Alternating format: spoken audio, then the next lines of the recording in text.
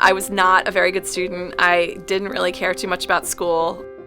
One of the kids that I used to be in class with, our friend John, said to my brother, "What's up with Marie? I was in class with her in high school. Not that smart."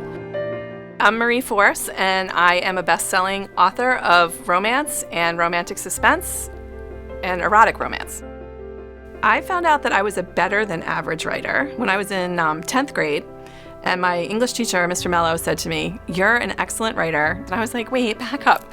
You're actually saying I'm good at something? Because I was good at nothing.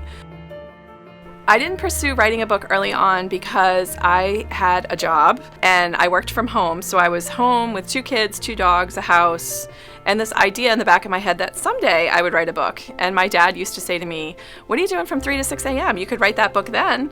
My mom had been diagnosed with pancreatic cancer in the fall of 2003, and that was really kind of a wake-up call to me because I had been sort of toying with the idea of writing a book, and once, one of my biggest cheerleaders was sidelined with this terrible and life-threatening illness, it sort of wakes you up to the fact, like, if not now, when?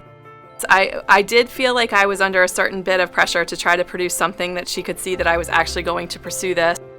When my mom read the first 4 chapters of Treading Water, she told me it made her cry and that she really loved it. And it was interesting because I took those pages to her not really knowing that she was literally down to like a week or 2. And I didn't know at that time, but I had this real sense of urgency that I needed to have something for her to see at that time. And I'm glad that I did. I'm really glad that she left this life knowing that I was doing what I had said I was always going to do.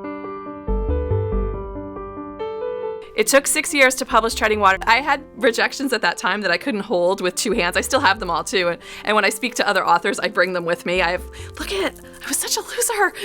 So for me, it was never about just the publishing and, the money and the agent. And it was never, I always did it because I like to write the books.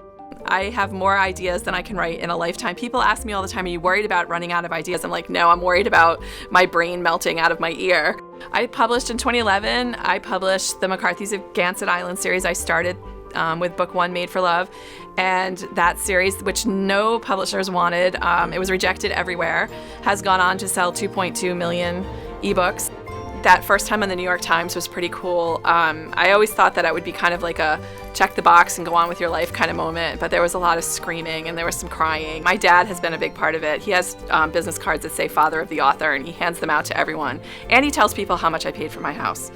When my daughter was a senior in high school, one of her friends came up to her and said something nasty or mean-spirited, I guess you could say, about my books. And she looked her right in the eye and said, "My mom's books are paying for my college. What's your plan?" I think the most important lesson learned is to not give up, and if you have a belief in yourself and your dream and the thing that you want to do and be, it's really important to not give up.